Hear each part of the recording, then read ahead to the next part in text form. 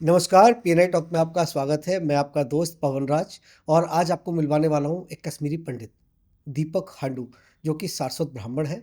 कश्मीर उनकी जन्मभूमि है, जो कि पिछले 36 वर्षों से नोएडा, दिल्ली एनसीआर में रह रहे हैं। फिलहाल जय घोष संस्था है एक, उसके अध्यक्ष हैं दिल्ली एनसीआर के। एक और है JKIDWS, जो कि उसके मीडिया प्रभारी हैं। आइए स्वागत करते हैं उनका हमारे स्टूडियो में। दीपक जी नमस्कार। नमस्कार सर। आपका हमारे स्टूडियो में स्वागत है। सबसे धन्यवाद। पहले हम और हमारे दर्शक आपके बारे में, आपकी पृष्ठभूमि के बारे में जानना चाहेंगे। पवन जी, मैं कश्मीर से बिलोंग करता हूँ। जी। हम कश्मीरी सनातनी हिंदू हैं। जी। सारे कश्मीरी समुदाय, सारा सनातनी एक समुदाय है। जी। और जहाँ तक बात है सनातन की और सनातन से जुड़े मुद्दों की, वो हम जयघोष में उठाते रहते हैं। जी। हमारी जो संस्था है जयघोष फाउंडेशन, जी। इसमें हम सनातन से रिलेटेड सारे मुद्दे थे। जैसे आपका आ गया गौ रक्षा की बात आती है, जी। जैसे आपकी गुरुकुल्स की बात आती है। आने वाले समय में हम चाह रहे हैं कि यहाँ पे भी कुछ करें कि एक गुरुकुल टाइप का वो सिस्टम जो पुराना हमारा था, वो ऐसा कि मजदूर सिस्टम, एजुकेशन सिस्टम बने। जी। उसके लिए भी हम सजग हैं। हुँ। और ऐसा करते तो ये हमारा जयघोष से हमारा जो वर्क प्रोफाइल है वो ऐसा है। जी। फिर चूंकि मैं कश्मीर समाज से जुड़ा हूँ, अपने पंडित समाज से, कश्मीरी सनातन हिंदू समाज से जुड़ा हूँ, जी, बिल्कुल। तो जितने भी लोग, जब ये घटना, काली घटना, बड़ी दर्दनाक घटना घटी कश्मीर में 90s में, जैसे आप सब लोगों को पता है, आतंकवाद की वजह से छोड़ना पड़ा हमें, अपनी मातृभूमि को छोड़ना पड़ा, हम जहाँ पे जन्मे थे वहाँ को हमें छोड़ना पड़ा, और आज भी हम विस्थापित का जीवन जी रहे हैं। तो जितने भी लोग यहाँ पे आए दिल्ली एनसीआर में, जो हम थोड़ा सा आए, अपना रहे यहाँ पे, अपनी जान बचा के आए हैं, अपनी इज्जत बचा के आए हैं वहाँ से, तो एक बहुत बड़ा तबका है यहाँ पे भी। मेरे ख्याल से हम मोर देन 1.5 लाख यहाँ पे होंगे दिल्ली एनसीआर में। जी। तो हमारी एक संस्था है Jammu Kashmir internally displace welfare society, जिसका मैं मीडिया सेक्रेटरी। JKIDWS है। जी हाँ, जिसका मैं मीडिया सेक्रेटरी। जी। और जितने भी आपको पता है हमारे समाज में मुद्दे आज तक तो हल ही नहीं हुए। जब से 36 साल हो गए हमें विस्थापित हुए, हमारे मुद्दे हल। तो हमारा ये बराबर और लगातार निरंतर ये जो संघर्ष है कश्मीरी समुदाय का, हमारे कश्मीरी सनातनी हिंदुओं का, जो यहाँ पे है वो चल ही रहा है। जहाँ जहाँ पे हम बसे हैं, आप मान लीजिए जम्मू में, वहाँ पे भी चल रहा है, यहाँ पे चल रहा है। जो जहाँ पे बसा, ये संघर्ष हमारा ख़त्म होने का नाम नहीं ले रहा है। ये पता नहीं क्या शाप लगा है, हम नहीं जानते।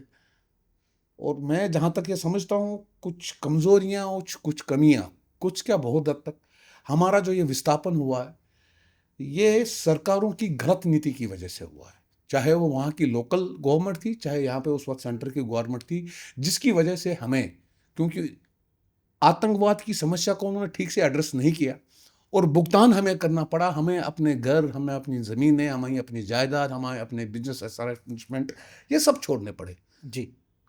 और छोड़ने का भी रीज़न बड़ा स्पेसिफिक बोलूँगा मैं। छोड़ने का रीज़न ये था कि हम हिंदुस्तान, अपने भारत माँ के साथ अपने देश प्रेम को बहुत ही ज़्यादा रखते थे स्टार्ट से ही। हमारा जो विस्थापन है वो इसलिए हुआ कि हम, जैसे वो कहते थे आप कन्वर्ट हो जाओ, हम कन्वर्ट नहीं होना चाहते थे। हम अपनी भारत माँ के लिए, अपने भारत माता के लिए जीना चाहते थे, हम नहीं चाहते थे। कोई नहीं छोड़ता अपना घर, परिवार, पैसा, बिजनेस है, कोई नहीं छोड़ता। वो सिर्फ इसलिए छोड़ा हमने क्योंकि हमारा राष्ट्र प्रेम हमारे दिल में सबसे पहले प्रथम प्रायोरिटी है। जी।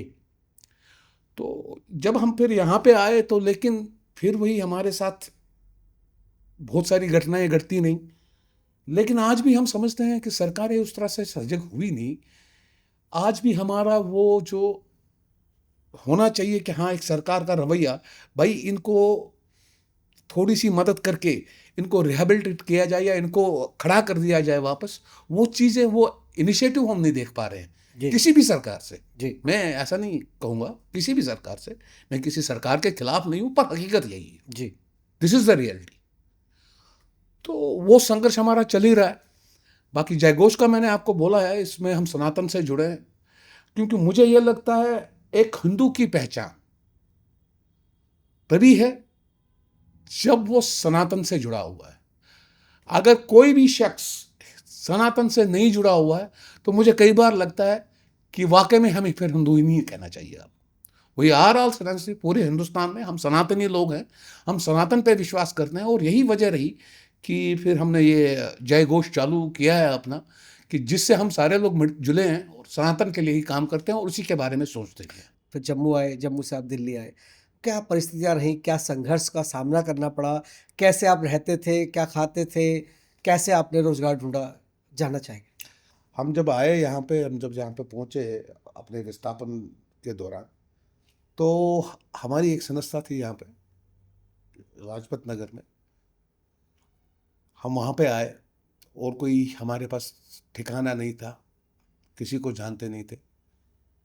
तो वहाँ पे एक हॉल टाइप की, छोटा सा एक हॉल हुआ करता था जहाँ जी। पे हम रहते थे।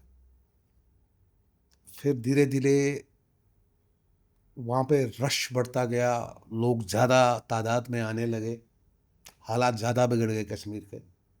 तो वहाँ पे जो हमारे उस वक्त लोग जो उसकी वो लोग वहाँ पे देखभाल करते थे, केयर टेकिंग करते थे, तो चूंकि हम नौजवान थे थोड़े बहुत, तो उन्होंने हमसे विनती की कि लोग बहुत आ रहे हैं पीछे से, थोड़ा थोड़ा कहीं देख लो, कहीं एडजस्टमेंट कर लो, ताकि जो वहाँ से आने वाले लोग हैं उनको आशियाना यहाँ पे मिल जाए। तो यकीन मानिए पवन जी, हमने लगभग एक हफ्ता मूलचंद फ्लाईओवर के नीचे ठिठुरती सर्दी में बैठे हैं। दोपहर को लंच टाइम पे वहाँ पे जाते थे, थोड़ा बहुत दाल चावल वहाँ पे मिलती थी हमें।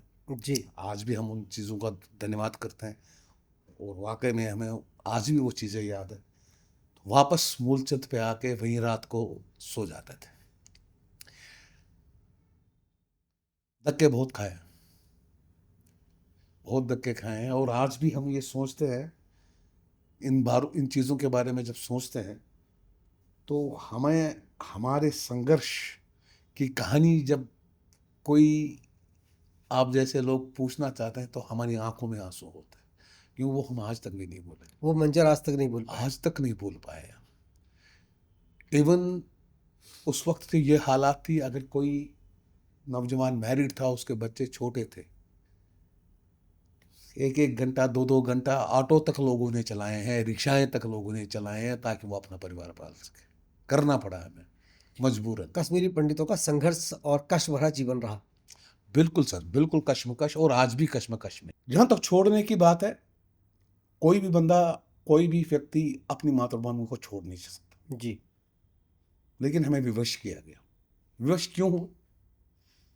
वो ये था, चाहे वहाँ की लोकल सरकार, इवन आई विल नेम उस वक्त के चीफ मिनिस्टर साहब डॉक्टर फारूक अब्दुल्ला, वो उस संगठन के प्रभारी बने जिसको आप जानते हो, जम्मू कश्मीर लिबरेशन फ्रंट। जी। उसके अध्यक्ष बन गए, उसको लीड किया with one theory and one concept. Kashmir में इस्लाम जिंदा रहेगा जब वहां पे हिंदू नहीं रहेगा। सिंपल कंसेप्ट, सीधा फॉर्मूला। सिंपल कंसेप्ट, इससे ज्यादा कुछ नहीं। जब ये समस्या चालू हुई तो वहां पे एक तो किलिंग्स तो चल ही रही थी, तब भी नहीं गए थे हम। मार रहे थे हम लोगों को, टारगेटिंग किलिंग हो रही थी, नहीं गए थे। लेकिन फिर एक दिन ऐसा आया कि पूरी मस्जिदों में से ये ऐलान हुआ, तुम काफिर हो, इस्लाम में काफिर की कोई जगह नहीं, काफिर मारना वाजिबुल हक है एज पर इस्लामिक थ्योरी। जी। सेकंड, उनका ये कहना था, जितने भी जेंट्स लोग आप हैं, मेल्स जितने भी हैं, वो कश्मीर छोड़ दे और अपनी फीमेल्स को यहां पे छोड़ दे। जी। जब इस तरह की थ्योरियां चली तो हमने ये सोचना चालू कर दिया, भाई ये सिचुएशन जो है आउट ऑफ कंट्रोल हो रही। उस वक्त जगमोहन जी को दोबारा से गवर्नर राज्यपाल थे उस का टाइम। बात दिया गया। जी, सोशल मीडिया का जमाना नहीं था, मोबाइल का जमाना नहीं था, तो वो इसलिए दिया गया था कि शायद जगमोहन जी इस बात में कामयाब हो जाएं कि वहां की जो ये मिलिटेंसी है इसको थोड़ा सा वो कर्ब करें। लेकिन आगे चले, उन्होंने कोशिश भी करी, लेकिन वो चीज अभी तक भी, आज तक भी मुझे कर्ब होती हुई नजर नहीं आई। जी,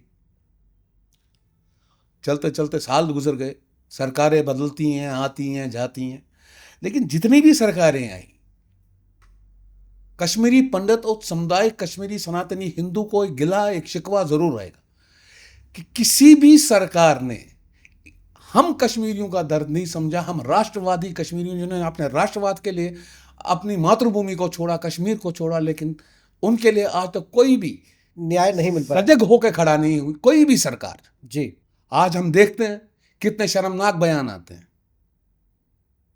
तो जी, बड़ा, जब भी होता है हमारे जख्मों को कुरेदा जाता है। और यकीन मानिए, जब भी हम ये चीजें मीडिया पे, टीवी पे या किसी तरीके से सुनते हैं, तो आज भी हम खून के आंसू रोते हैं कि हमारे समुदाय की गलती क्या है। इतनी शांति प्रिय समुदाय, राष्ट्रवाद को अपने दिल में पालने वाला ये समुदाय, उसका गुनाह, उसका कसूर क्या है। जी, मैं तो आज भी पूछता हूं सरकारों से, मैं पूछना चाहूंगा आपके माध्यम से, हमें कम से कम अगर कुछ नहीं कर सकते तो गुनाह तो बता दीजिए। हमारा गुनाह क्या था? हमारा गुनाह क्या है? जी, कौन सा ऐसा मिनिस्टर, कौन सी ऐसी सरकार है? एक एक मिनिस्टर के दरवाजे पे हम कश्मीर में गए हैं कि भाई यहाँ पर ये चीज हो रहा है। उस वक्त फारूक जी की गवर्नमेंट थी और मिनिस्टर हाथ उठाते थे, हम कुछ नहीं कर सकते, हमारे हाथ से बाहर है। भाई हमारा गुनाह क्या है? Are not we state subjects of Kashmir? क्या तुम्हारा ये फर्ज नहीं बनता कि हाँ, as being state subject of Kashmir, आप कश्मीरी पंडित समुदाय जो माइनॉरिटी में है उनकी सुरक्षा को सुनिश्चित कीजिए। जी, कितने बड़ी शर्म की बात है पवन जी, जब ये समस्या चालू हुई, डॉक्टर फारूक द सीएम जो थे हमारे, जो हैं रह चुके हैं हमारे, वो उठ के लंदन में रहने चले गए, लेकिन कश्मीरी समुदाय को वहीं पे मरने के लिए छोड़ दिया। समस्या का समाधान नहीं किया। समाधान ही नहीं, समाधान करने से भाग गए। जी, वो समाधान करने से भाग गए, क्यों? चाहते ही नहीं थे समाधान करना। जी, क्योंकि कश्मीर में आप देखेंगे अगर, तो ये जो इस्लामिक कॉन्सेप्ट, ये जो थ्योरी ऑफ इस्लाम चली कि इथनिक क्लींजिंग एक समुदाय की करनी है, वो इतनी प्रबल कर दी उन्होंने कि आपके लाल चौक से खुलेआम गाड़ी वाले, चलो मुजफ्फराबाद चलो, ट्रेनिंग करनी होती थी वहां पे, बिल्कुल शाम खुलेआम। जी, तो जब इस तरह का माहौल, इस तरह का भय क्रिएट किया जाएगा किसी भी समुदाय में, मैं तो समझता हूं, मैं तो सल्यूट करता हूं अपने कश्मीरी समुदाय को जी, कि हमने राष्ट्रवाद दिल में रख के भारत मां का साथ नहीं छोड़ा, भारत माता का साथ नहीं छोड़ा। अदरवाइज अगर हम तैयार होते तो हम भी कन्वर्ट हो गए होते। जी, लेकिन हमने ऐसा नहीं किया। और उसके बाद में, इस एवज में, इसके बदले में, अगर सरकारें हमारी सुध-बुध नहीं लेती, हमारी सुरक्षा को लेकर सजग नहीं होती, तो इससे बड़ी अफसोस की बात क्या है पवन जी? जी, this is absolute failure of the system, whether in centre और स्टेट। अच्छा, आप कश्मीर से बिलोंग करते हैं तो एक चीज़ जानना चाहेंगे, कब कब पलायन हुए हैं? क्योंकि आपके पास पूरे आंकड़े हैं और आपने कहा था मैं लेके भी आऊँगा। हाँ, मैं तो आंकड़े लेके आया हूँ। जानना चाहूँगा एक बार। मैं आंकड़े लेके आया हूँ आपके जी, लिए। जी, मैं वही सुनना चाहता हूँ, देखिए, ताकि हमारे दर्शकों को पता चल सके कि एक्चुअली हुआ क्या था। देखिए, ये टाइमलाइन और जेनोसाइड का रिश्ता जी, पिछली कई सेंचुरीज से जी, हमारा पीछा नहीं छोड़ा इसने। हमारे साथ बार बार जेनोसाइड हुआ है, बार बार हमारा पलायन हुआ है, बार बार हमें उजाड़ा गया है। हम फिर भी जाते थे, चलो अब ठीक हो गया कश्मीर, वापस जाओ, थोड़ा और देखते हैं। जी, लेकिन जब ये 90s तक आ गया तो कहानी बहुत खराब हो गई। जी, आप बिलीव नहीं करेंगे, 14th सेंचुरी में एक बादशाह आते हैं, सिकंदर शाह। जी, आपने वो सुना होगा। उनको बुतों से बड़ी नफरत थी, एंड हिज निकनेम, उनका जो निकनेम था, सिकंदर बुत शिकन। जी। 14वीं शताब्दी में जो कश्मीरी स्टेट हिंदुओं से, कश्मीरी पंडितों से सराबोर थी, जहां पे मंदिरों में घंटियां और अमन था, जी। वो दौर वहां से सिकंदर बुतशिकन जो हैं वहां से शुरू हुआ।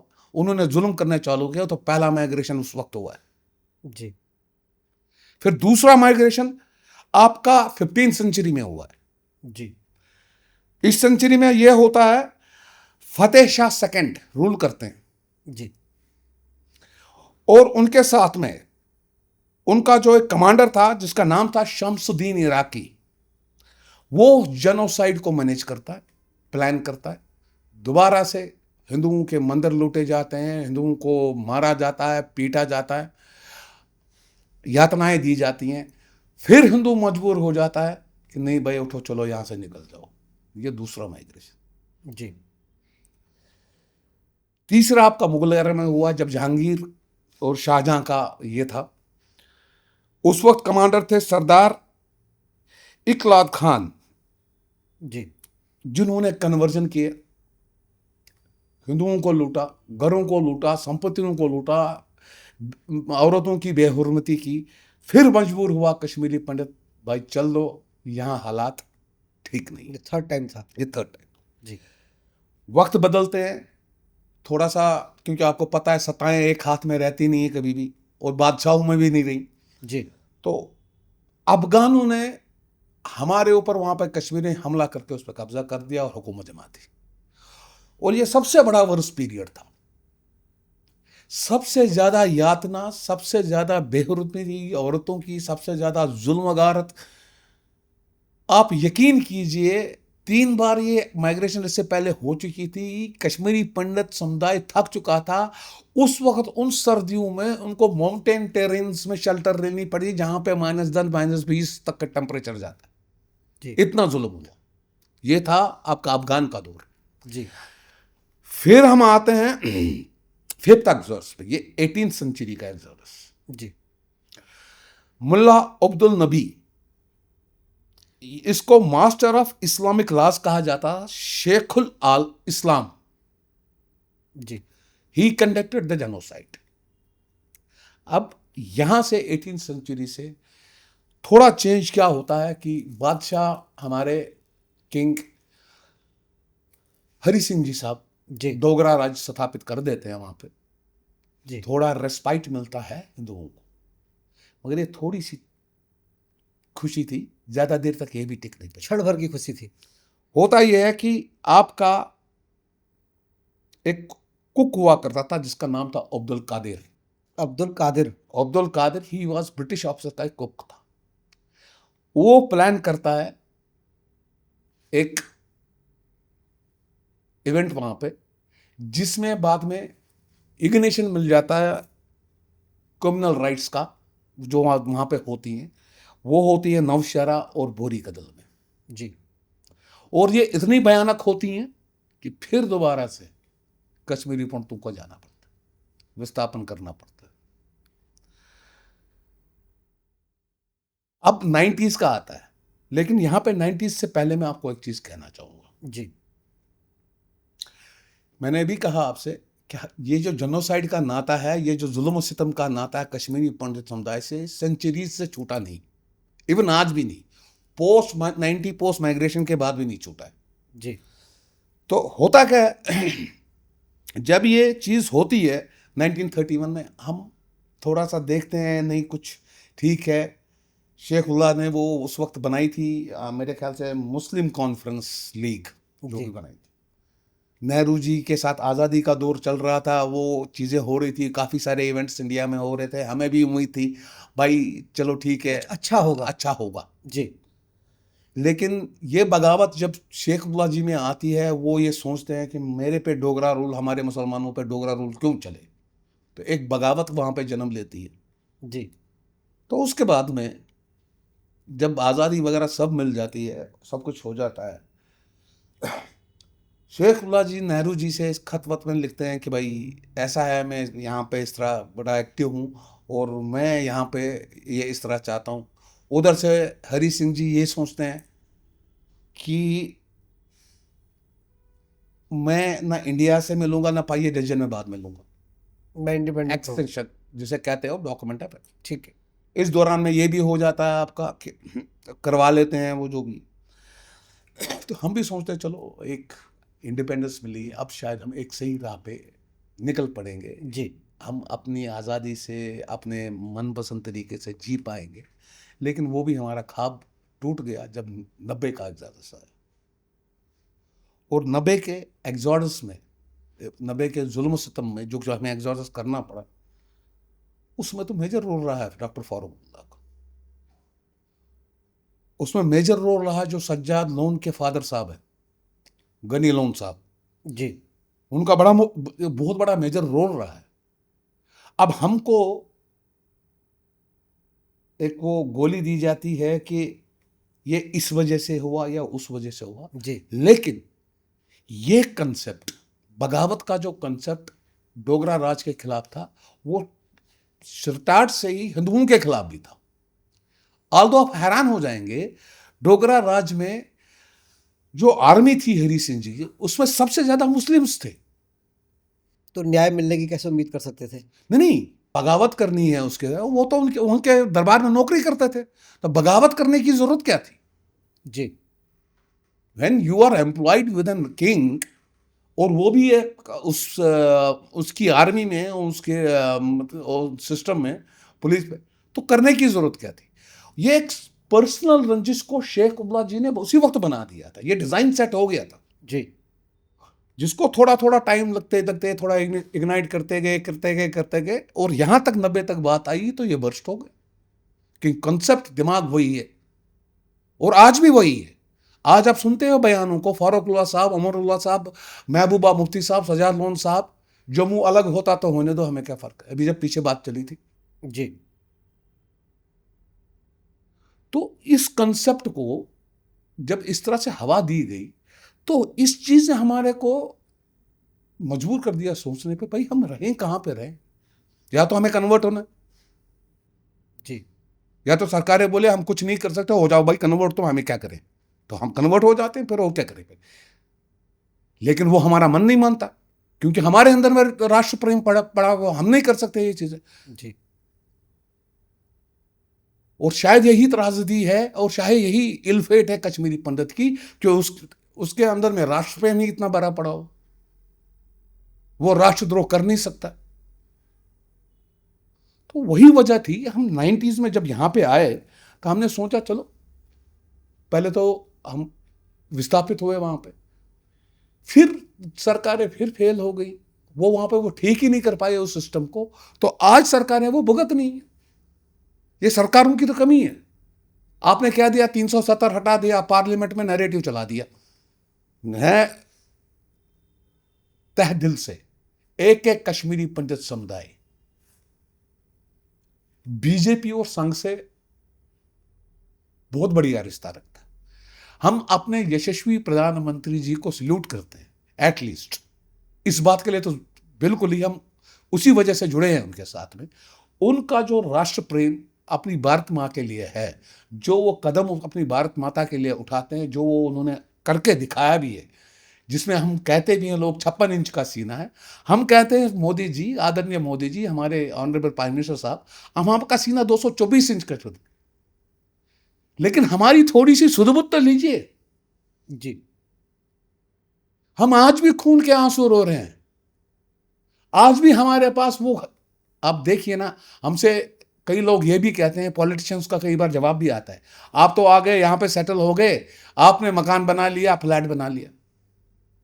अरे सर, अपनी हमको वहां की प्रॉपर्टी का आज तक एक पैसा नहीं मिला।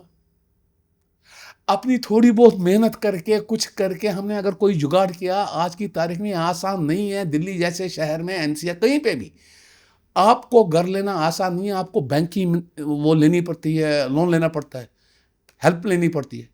और एक बार आपने पवन जी लोन ले लिया, दैट मीन्स आपकी 3 पीढ़ियां उसकी ईएमआई चुकाने में लगती है और आप कहते हो हम सेटल है।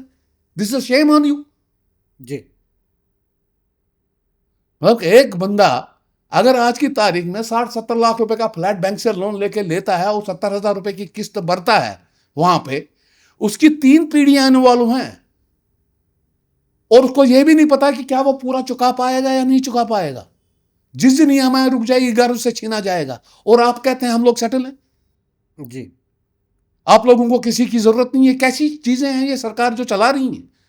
तो ये चीजें थी। ये पूरी आपको मैंने जो क्रोनोलॉजी दी है वो ये है कि हमारा नाता, हमारा रिश्ता, जो हमारी बदकिस्मती है इस कौम के साथ में, वो ये है, हमारे साथ जेनोसाइड का रिश्ता आज का नहीं है, हजारों हजारों साल पहले से चला। ये लगातार सिलसिला चलता रहा है।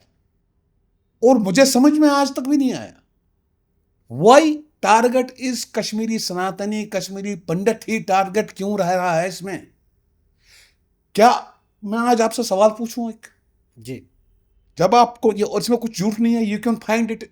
आज की तारीख में सबके पास गूगल है, जाइए सर्च कीजिए, जो मैंने आपको बताया है जी। सब मिल जाएगा आपको। बिल्कुल। कोई झूठ नहीं है। आपने तो सारे मुझे एक चीज बताइए आप।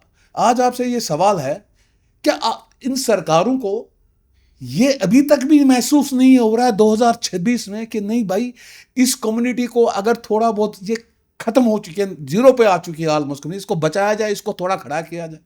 बिल्कुल। This is machine. मैं तो बार बार कहता हूं,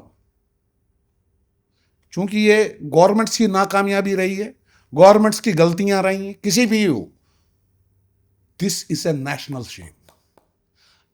Modi ji, honourable prime minister साहब, आदरणीय अमित शाह जी, हमारे होम मिनिस्टर साहब, this is a national Shem.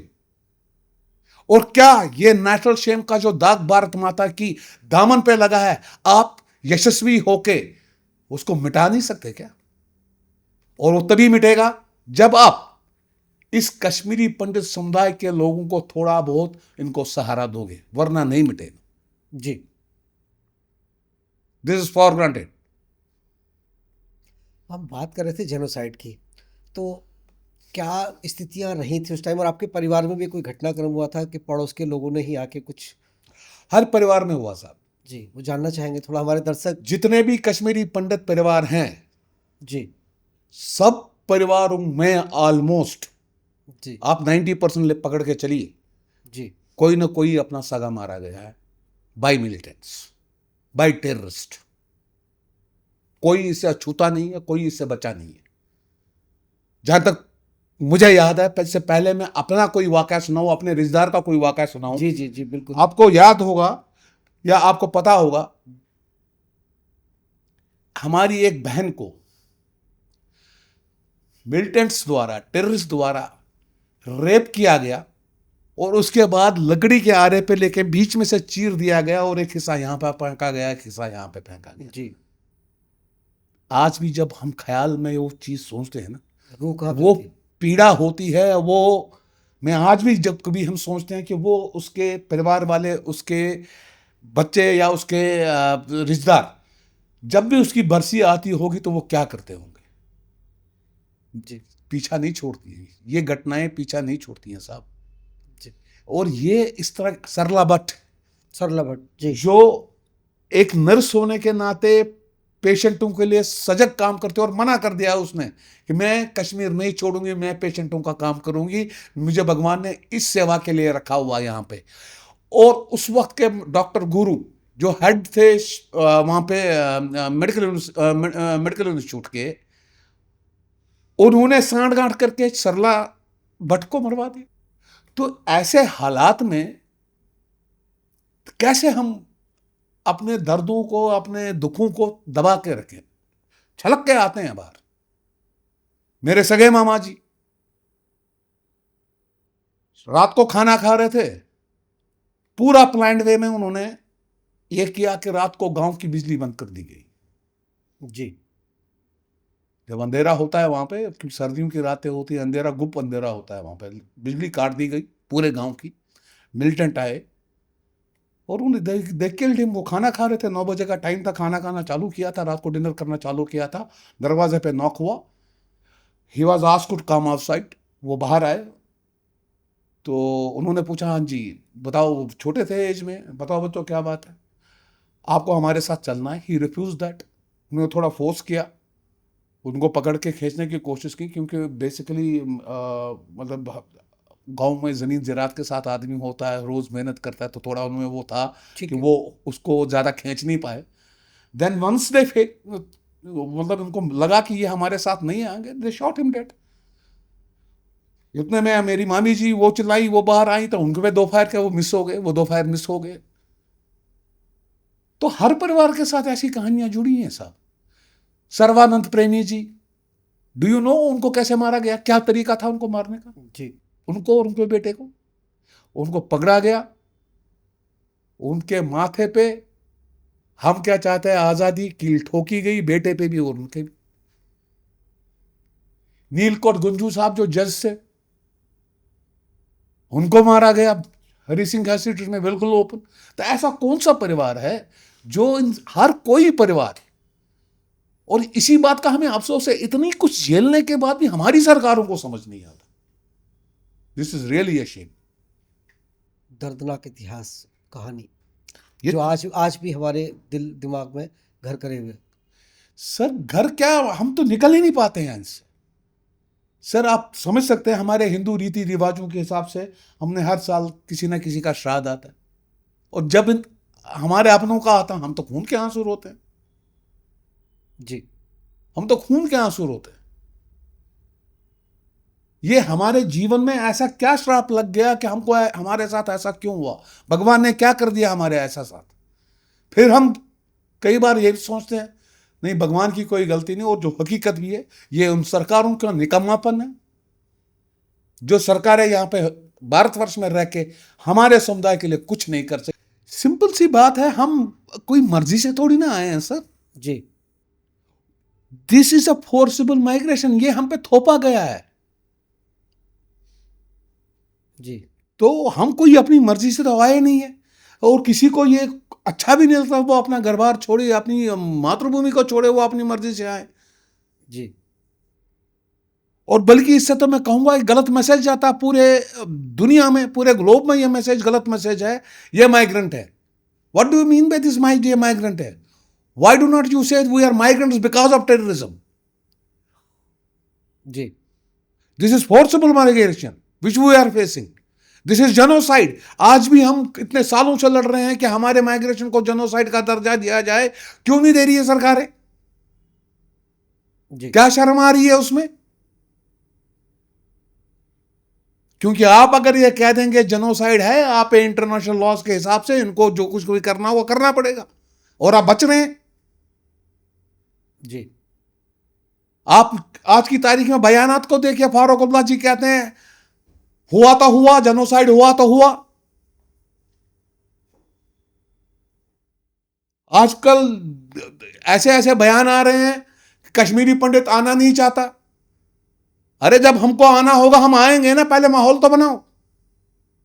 वो आपसे बनेगा नहीं, क्योंकि आपकी पॉलिसी है इतनी वीक है। सरकार आप कैसे? ये देखिए 370 हटने के बाद में जब ये पूरा ड्रामा चला, पहलगाम जैसे जगह पे टूरिज्म की पतलूने उतार के उनके रिलीजन बेस्ड टेररिज्म कर दिया कि तुम हिंदू हो या मुसलमान हो, और हमसे ये कहते हो कि आपको रिहेबिलिटेट वहां पे करेंगे। किस बिहाफ पे करेंगे?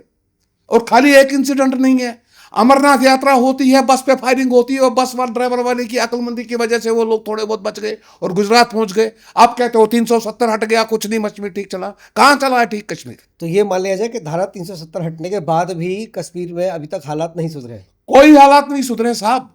अभी 7 दिन पहले अगर उन्होंने वो थ्रेटनिंग लेटर निकाली हमारे पीएम पैकेज के, जो बच्चे वहां पे हैं डर और भय में जी रहे हैं,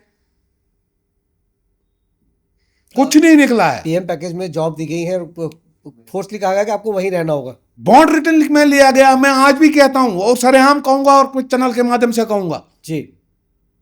अपने प्रधानमंत्री जी से मेरा राइट बनता है, मैं अपने प्रधानमंत्री जी से ये कहूं और उनसे कहूं, बार बार कहूं कि आपका ये 56 इंच का सीना उस दिन चौड़ा और हो जाएगा, 226 इंच का हो जाएगा, जिस दिन इनकी जॉब आप ट्रांसफर बनाओगे, ये अपने परिवारों में जा सकें। आपने तो उनको बांध दिया है वहां पे, उनका कहीं ट्रांसफर नहीं हो सकता। बॉन्ड साइन करा लिए सारे लोगों से। पॉइंट्स, अच्छा ये एक तो बॉन्ड साइन हो गया, ठीक है, वो भी ठीक है, मान लिया मैंने। उस वक्त अगर आपने कोई चीज कांग्रेस ने करी, मनमोहन सरकार ने करी, ये कमी रही, बदलाव किए जा सकते हैं। बदलाव क्यों नहीं हो सकता उसमें? जी। आप ये देखिए उसके बाद में कितने वो हमारी जो वो टीचर थी वो मारी गई, नॉन कश्मीरी कितने मारे गए। रेवेन्यू डिपार्टमेंट से हमारे वो बच्चा था, रेवेन्यू डिपार्टमेंट में काम करता, उसको ऑफिस में जाके मारा। रीजन क्या है? रीजन बॉन्ड दिया हुआ, ट्रांसफरेबल जॉब है नहीं, कहीं जा नहीं सकता। हालत पूछिए ना उनके माँ बाप की, जो कहीं जम्मू में रहे, जो कहीं, उनकी हालत देखिए। उनकी हर दिन चिंता होती है, हमारा बेटा पता नहीं, हमारा बेटी पता नहीं सुबह ठीक होगी या नहीं होगी। डर के साए में जीते हैं। बिल्कुल जीते हैं। दीपक जी, निजाम मुस्तफ़ा बहुत फेमस शब्द रहता है कश्मीर के अंदर, क्या है ये मामला? देखिए पवन जी, हम बच्चे ही थे, छोटे ही थे। इस्लामिक कंसेप्ट बार बार और हमेशा जबरदस्ती कुछ ना कुछ थोपा जाता था कश्मीर। ईरान से 80s की बात है मेरे ख्याल से, ये जहां तक मुझे याद है।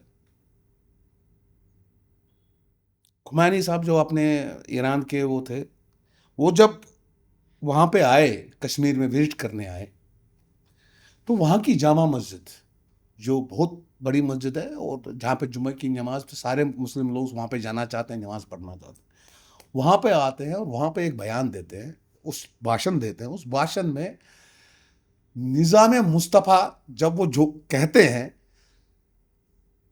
तो ये कश्मीरी यूथ के दिमाग में बहुत घर कर जाता है। आपने देखा होगा उस वक्त के, आप कभी प्रोटेस्ट देखिए कश्मीरियों के, वहां से निज़ाम मुस्तफ़ा चला, और जब भी प्रोटेस्ट होता था उनकी फोटो, हम क्या चाहते हैं, निज़ाम मुस्तफ़ा। तो ये कंसेप्ट जो है वहां से ही चला। इसमें इसके लिए, इस निज़ाम मुस्तफ़ा का जो कंसेप्ट है, इसके लिए इनको कुछ भी बार्बरिज्म करना पड़े, ये करेंगे। सो दिस कंसेप्ट जो आज की तारीख में, और वही मतलब मैं बार बार आपसे ये कहूंगा, मुझे प्रॉब्लम अपनी सरकारों से, ये सरकारों को हमारे को समझ में क्यों नहीं आता है। अभी जब बयान आया, कश्मीरी पंडित जी अपनी मर्जी से गया है, वो तो आएगा नहीं। अरे भाई, ऐसी क्या बात होगी भाई? कोई ऐसा बयान दे जाए हम कश्मीरी पंडितों को चाहते नहीं, तो क्या आप लोगों को राष्ट्रद्रोह नहीं लगता है क्या? अभी पीछे शुपियां का एमएलए बयान दे गया, फिर उसके बाद वो कहता है जी आप जब थोड़ा प्रेशर रहा मुझे माफी होगी। माफी का राष्ट्रद्रोह किया तो माफी कहां से हो गई? You should be behind the bars. और ये हम थोड़ी ना करेंगे, ये हिंदुस्तान की, भारत की सरकार करेगी। कोई ऐरा गहरा आ जाता, बयान दे जाता है। तो ये जो कंसेप्ट यहां पे दिया जा रहा है, ये जो इस्लाम का कंसेप्ट, मैं यही कहूंगा, इंडिया को एक लेबोरेटरी बनाया जा रहा है। It is an just an laboratory for those guys, जिसमें आपको वो चीज देखी जा रही है कि 2047 में आपका जी यहां पे इस्लामिक रूल हो जाएगा। This is being post. और अब हम, मैं ये खाली सरकारों से नहीं, हम लोगों को भी इस चीज के लिए, ये एनकाउंटर, इसका काउंटर कैसे होगा? उन्होंने तो वो क्या नाम, क्या थी ये क्या पीएफ क्या थी वो जो बैन की गई इस्लामिक, उन्होंने तो साफ दिया, उनके डॉक्यूमेंट पकड़े गए। 2047 में इंडिया में इस्लामिक रूल हो जाएगा जी। आपके जियाउल हक ने पाकिस्तान से बैठ के टोपाज, ऑपरेशन टोपाज दे दिया, किताब लिख दी कश्मीर में। और ये बिल्कुल सही कह रहा हूं मैं आपसे, आप देखिएगा इसको, खंगालिएगा। ऑपरेशन टोपाज में पूरा प्रोग्राम दिया गया कश्मीर को हिंदू मुक्त कैसे किया जाए। इट वॉज बाई जियाउल हक, जिसमें साफ इंस्ट्रक्शन थी, जो भी कश्मीर, क्योंकि हम पढ़े लिखी कम्युनिटी थी, हम सरकारी नौकरियां मिलती, हम सेक्रेटरेट में थे, बिल्कुल साफ टारगेट दिया गया कि सेक्रेटरेट से इनको निकालना है, किसी भी सूरत में किलिंग करो, कुछ भी करो, कैसे भी करो, सेक्रेटरेट खाली हो जाएगा, आपका सेक्रेटरेट पे राज हो जाएगा, फिर आपको कोई नहीं छेड़ेगा। दैट मीन्स आपने इस्लामिक लॉज यहां पे करना, शरिया करना, को क्या करना करो। ये तो भला हो हमारी सिक्योरिटी फोर्सेस का, जो 24 में सल्यूट करता हूं उनको, और उन माताओं को जिन्होंने उनको जन्म दिया है, जो अपने घर बार छोड़ के वहां पर लड़ रहे हैं उनके साथ में। जी। आप जाके देखिए, किसी दिन इंटरव्यू कीजिए, जाके देखिए, जब आप एक शहीद के घर में, शहीद जवान के घर में जाते हैं, तो उनकी हालत, उनकी व्यथा कैसी है। हम बार बार कहता हूं, मैं राजनीति के मजे लेने के लिए अगर आपको इस तरह के बलिदान देने पड़ेंगे तो ऐसी मतलब राजनीति पे शर्म है। ठीक माना मैंने कि हाँ सेना का काम है, सेना ये करेगी, सेना वो करेगी, लेकिन सेना का वो हाथ, वो कम से कम वो चीजें तो दो, वो अथॉरिटी तो दो। एक छोटी, आपने पंजाब में से टेररिज्म को खत्म किया, क्या प्रॉब्लम होगी कश्मीर में से नहीं खत्म कर पा रहे? What is the reason? लचर पॉलिसियां, वोट बैंक का डर छिन जाएगा। कब तक इस डर में राजनीति करोगे?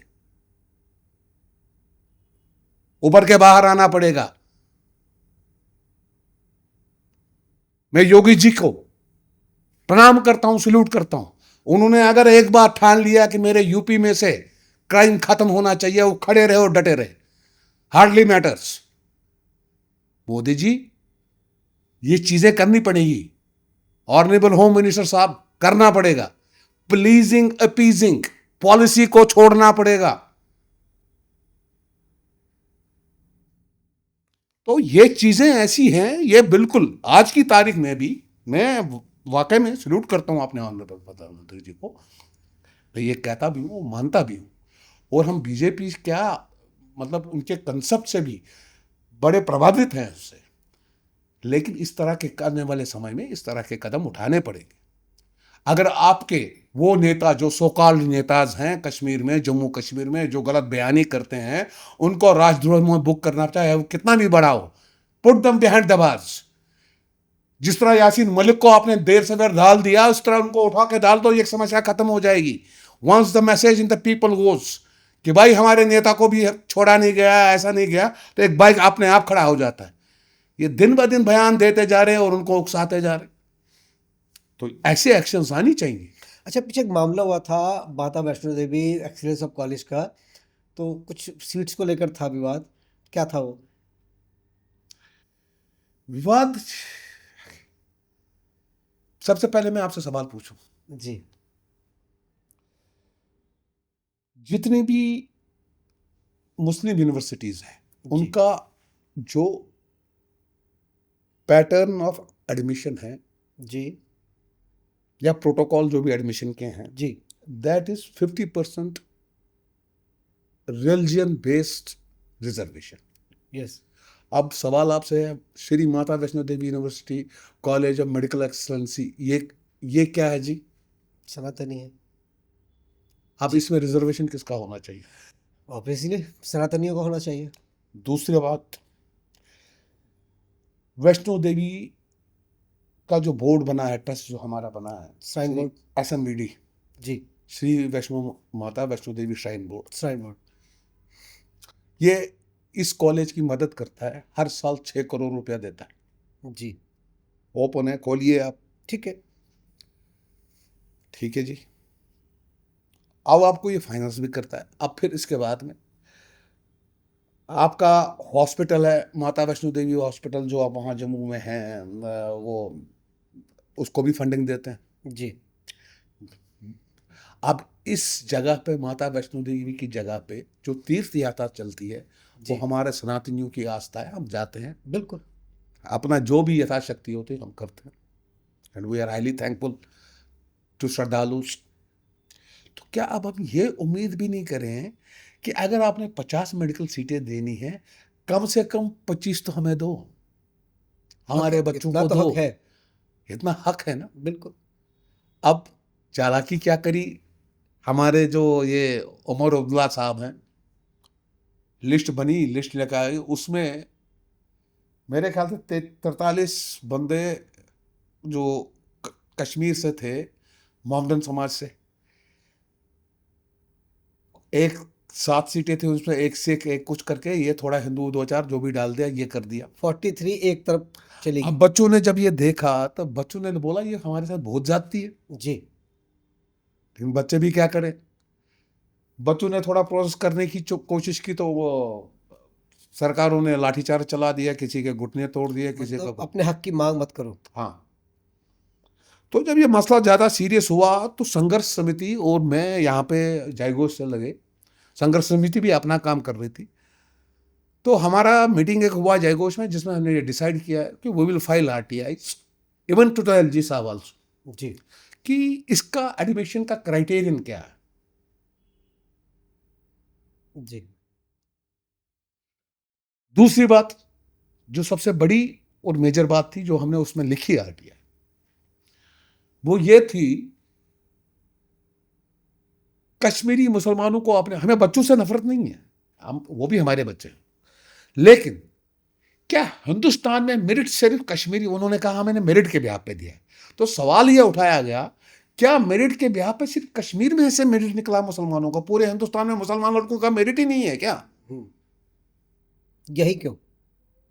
नहीं, आपको मुसलमान को भी देना है, हम नहीं कह रहे मत दो यार। हम ये कह रहे हैं कि आपके 43 बच्चे मेरिट वाले जो आप क्लेम कर रहे हैं उमर अब्दुल्ला जी, क्या पूरे हिंदुस्तान में मुसलमान बच्चे इतने काबिल नहीं हैं क्या? उनका आप निकालिए ना, उसमें आरटीआई फाइल की थी, आप निकालिए, उसमें वो लिस्ट में बताइए कि इनका मेरिट क्या है, हम पूरे इंडिया का निकालेंगे उनका मेरिट। वो वहाँ पे मतलब काउंटर करेगा उसका। वो बंदा जिस बंदे ने मेरिट लाया वो तुम्हारे से अगर आगे है तो सबसे पहले तो उसको मिलना चाहिए। तुमको सारे 43 बच्चे वहीं से दिखे। आप ये देखिए और समझिए, और मुझे नहीं समझ में आता केंद्रीय सरकारों को क्यों समझ में नहीं आ रहा। फुटबॉल टीम का गठन करना है, संतोष ट्रॉफी खेलनी है, जम्मू कश्मीर लद्दाख टैलेंट हंट सब जगह है। जम्मू में से 70 लड़के चुने गए टैलेंट हंट में, 20-22 लड़के वहां से चुने गए कश्मीर में से, 98 कुछ ऐसा था वहां पे। और जब लिस्ट बनी तो सारे के सारे कश्मीर से। नेशनल लेवल पे संतोष ट्रॉफी चलती है, पढ़ाई में भी काबिल कश्मीर से ही है, खेलों में भी काबिल कश्मीर से ही है जी। तो फिर हम यहाँ का घास खोदे बैठे हैं Omar Abdullah ji. And we file the RTI, और यूनिवर्सिटी से जवाब नहीं बना। और मजे की बात, जब संघर्ष समिति, जब ये बच्चे सड़कों पे आए, इनका लाठीचार्ज हुआ, तो संज्ञान लिया एनएमसी ने, नेशनल मेडिकल काउंसिल ने।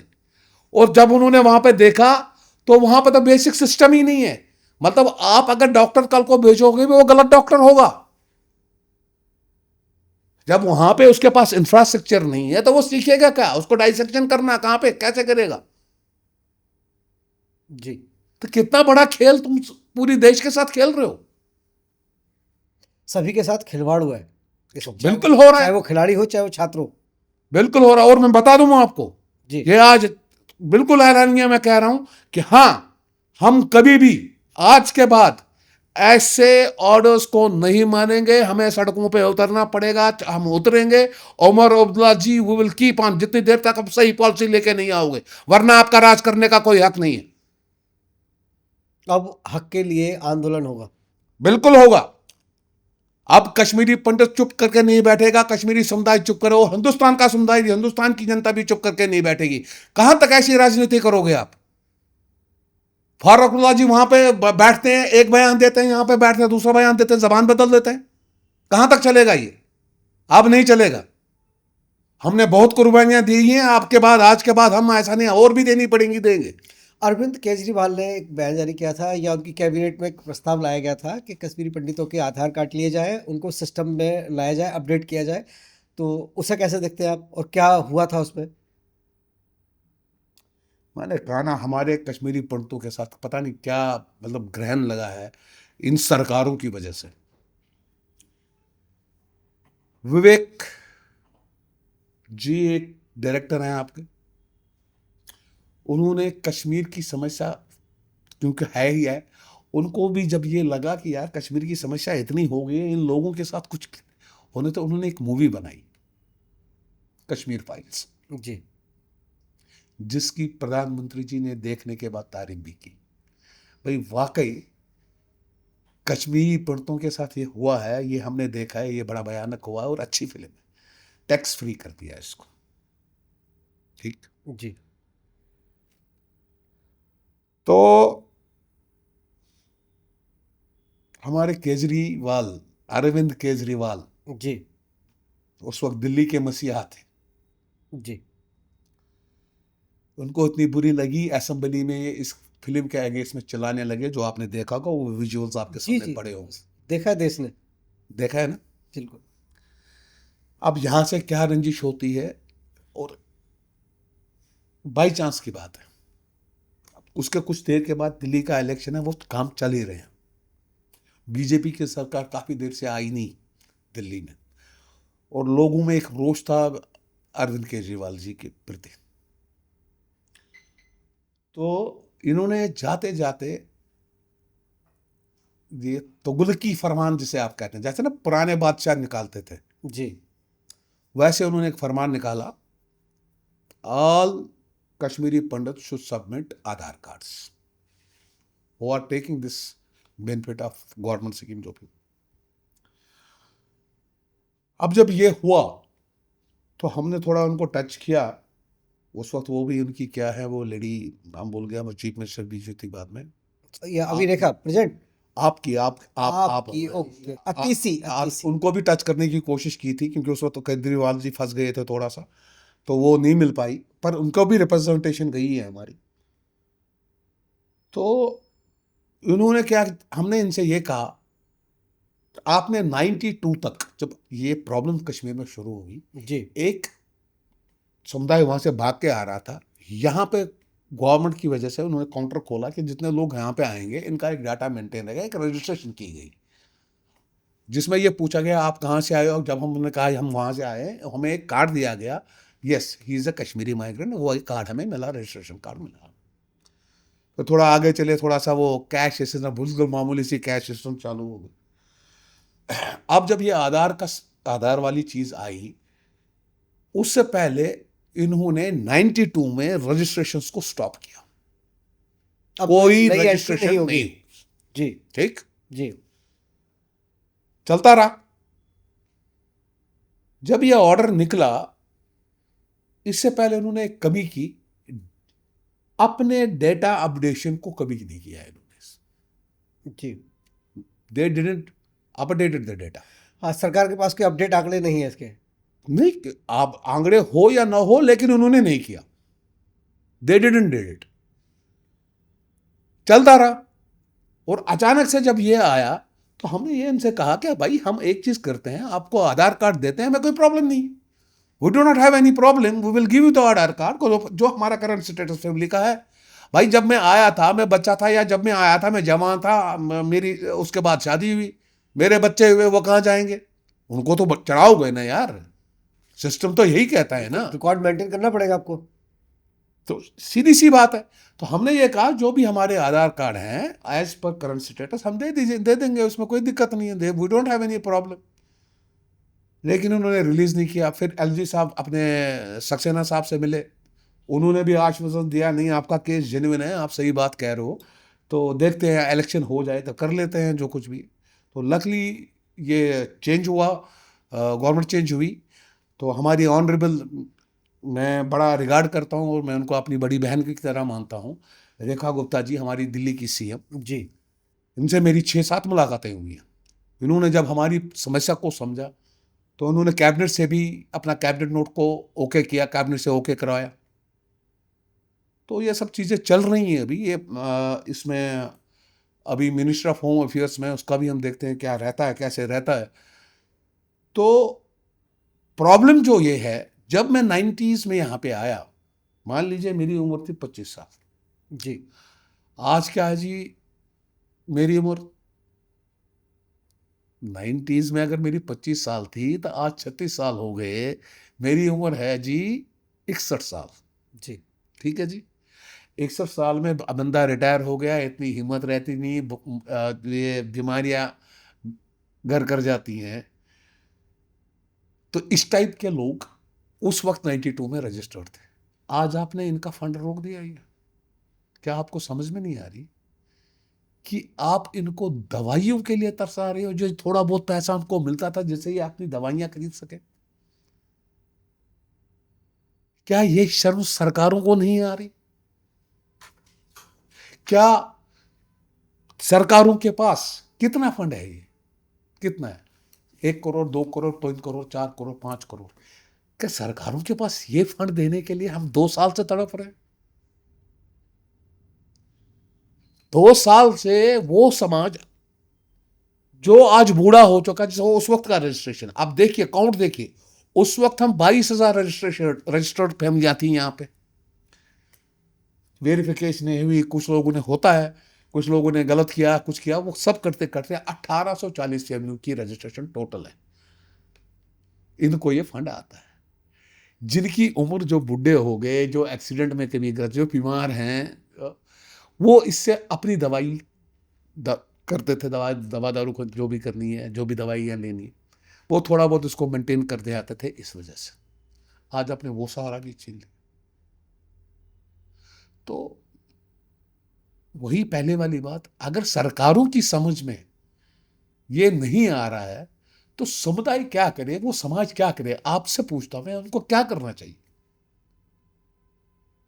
आप बताइए मुझे, क्या करना चाहिए पवन जी? एक ही रास्ता बचता आंदोलन। एक ही रास्ता बचता आंदोलन। हम यही तक कह रहे हैं, ठीक है, आप अभी किसी वजह से नहीं हो पा रहा, कोई टेक्निकल चीज हो जाती होगी, कभी नहीं हो पाता, हम भी समझते हैं, क्योंकि हमारा समाज ऐसा नहीं है। जी।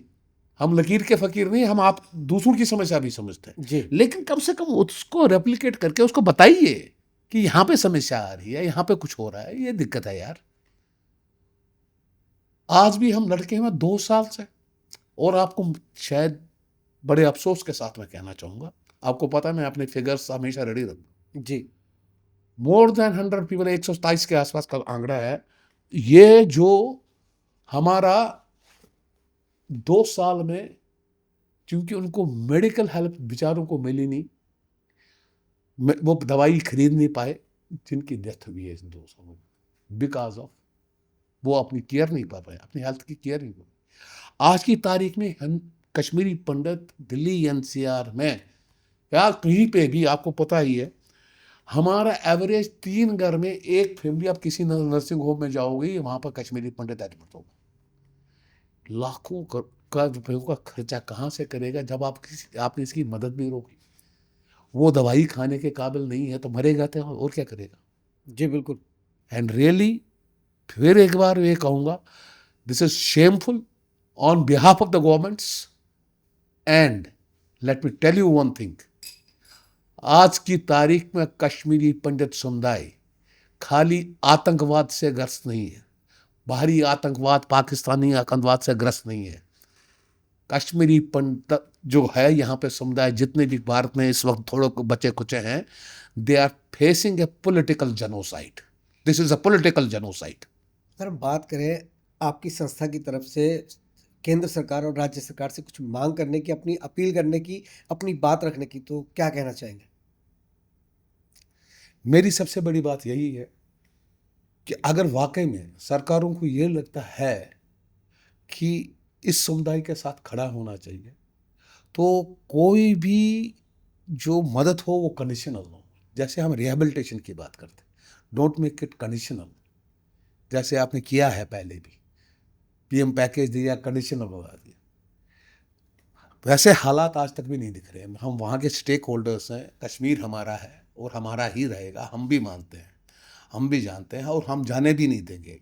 हम सब लोग अपनी जान लड़ाएंगे अपनी मातृभूमि के लिए, जी। ऐसा नहीं है। जी। और हुआ भी है, पीछे पास में हुआ भी है, जब सिक्योरिटी फोर्सेस ऑपरेशन करती हैं, ये करती हैं, सब करती हैं, तो हम मानते हैं कि नहीं, वाकई में जितनी देर तक इनको भी कहीं पे कंफर्टेबल पोजीशन में लोगों का साथ ना मिले, तब तक ये पॉसिबल नहीं है। जी। तो हम ये चाहते हैं हमेशा एक सही सुदृढ़ प्लान लेके गवर्नमेंट आए, रिहेबिलिटेशन का जो ये चीज़ है उसको हर एंगल से देखा जाए, और मूलतः सबसे पहले सिक्योरिटी एंगल से देखा जाए। जी। अब जो ये बयानात आते हैं हमारे ex chief minister Farooq Abdullah ji, या अभी के जो चीफ मिनिस्टर उमर अब्दुल्ला जी, या हमारी महबूबा मुफ्ती जी, ये जो बयानात इस तरह के देते हैं, तो मैं उनसे यही कहूँगा कि आप एक काम कीजिए, अपनी सिक्योरिटी को छोड़िए, बिना सिक्योरिटी के सड़क पे निकल के दिखाइए। अगर आप 1 महीने भी टिक पाए तो कश्मीरी पंडित वापस आ जाएगा, बात करो। 2 महीने टिक पाओ विदाउट सिक्योरिटी, जाओ किसी पब्लिक एड्रेस करने के लिए, हम देखते हैं। जो आप दावे हमारे ऊपर ठोक रहे हैं, आप ये करके दिखा दीजिए।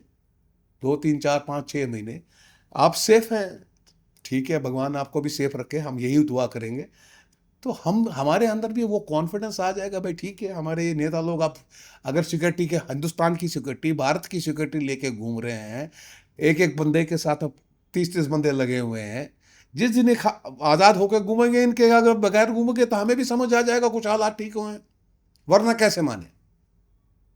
तो मैं यही कहूँगा, जो भी रिहैबिलिटेशन का प्रोसेस हो, सरकार जो भी सरकारें करना चाहिए, वैसे ये भी कहूँ कि अभी तक जो हालात बने हुए हैं, सरकारें इन चीज़ों में अपना इंटरेस्ट दिखा नहीं रही हैं, तो इसके लिए भी संघर्ष करना पड़ेगा और सड़कों पे उतरना पड़ेगा इसके लिए। कश्मीरी पंडितों के लिए कोई संदेश? कश्मीर पंडितों के लिए मैं एक ही संदेश दूंगा सर, जी। वो किसी तरह, ठीक है हम संख्या बल में कम है, मगर वो किसी तरह अपने आप को संजोए रखे। हमने ये संघर्ष लड़ा है और लड़ते रहेंगे, अपने आप को संजोए रखे एक एकता के साथ, क्योंकि जब तक हम भले ही कम गिनती में हैं, लेकिन हम इकट्ठे एकता के साथ, एक कंसेप्ट के साथ रहेंगे, तो शायद हम अपनी मंजिल, अपनी मुकाम तक पहुंच जाएंगे। और मेरी सबसे तमाम संस्थाओं से भी ये है कि जो हमारी संस्थाएं, उनसे भी अपील करता हूँ, एक कॉमन मिनिमम गोल बना के, कॉमन मिनिमम प्रोग्राम एक दूसरे के साथ साझा करते हुए, शाना बशाना चलते हुए हम चलेंगे। हम तैयार हैं, हर मुद्दे पे हम बात करें, डिस्कस करें, और एक ऐसा कुछ प्रोग्राम बनाएं जो प्रैग्मेटिक हो। जैसे डिमांड्स जब तक प्रैग्मेटिक नहीं होती है, तब तक समझ में नहीं आता। लॉजिक चीज़ें हैं, हमारी बेसिक ज़रूरतें क्या हैं, जी। बेसिक बुनियादें क्या हैं, हम वो चाहते हैं। इससे ज़्यादा आज की तारीख में कश्मीरी पंडित समाज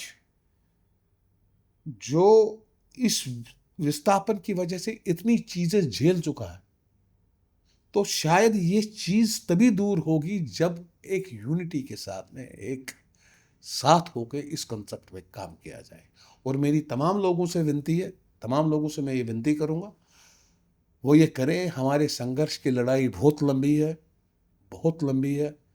ये संघर्ष जो हम देख रहे हैं पिछले 36 सालों से ख़त्म नहीं हो रहा है, अभी भी आगे कितने साल चलेगा कुछ नहीं पता, लेकिन निरंतर ये संघर्ष करना, ये हमारे जीवन का मकसद होना चाहिए। और तमाम अपनी कम्युनिटी को, अपनी माताओं को, अपनी बहनों को, अपने भाइयों को मैं प्रणाम करता हूँ, और मैं भगवान से प्रार्थना करता हूँ कि हमारा जो ये समुदाय है, शारीरिक तौर से स्वस्थ रहे। इससे ज़्यादा मैं अपने समुदाय से और कुछ नहीं चाहता। दीपक जी, आज का अंतिम प्रश्न, बोलिए सर। JKI DWS और जय घोष की भविष्य की क्या योजना है? द वेलफेयर सोसाइटी, जब हमने नाम दे रखा है इसको, हम सिर्फ और सिर्फ कश्मीरी सनातनी हिंदुओं के वेलफेयर के लिए सजग रहेंगे, निरंतर काम करते रहेंगे। हम रहे न रहे, हमारे आने वाली पीढ़ियां इस काम को आगे चलाएंगी, इसका मकसद ही यही है। और जहाँ रही जयघोष की बात, जैसे मैंने आपको कहा है, जयघोष से सनातन रिलेटेड इश्यूज, वो भी हम साथ में चलते रहेंगे। ये एक समन्वय बिठाया है हमने जयघोष और इसमें ये सनातन के भी जो कोर इश्यूज हैं उनको हमेशा एड्रेस किया जाएगा, दैट विल बी एड्रेस्ड। और तमाम लोगों से मैं यही कहूँगा,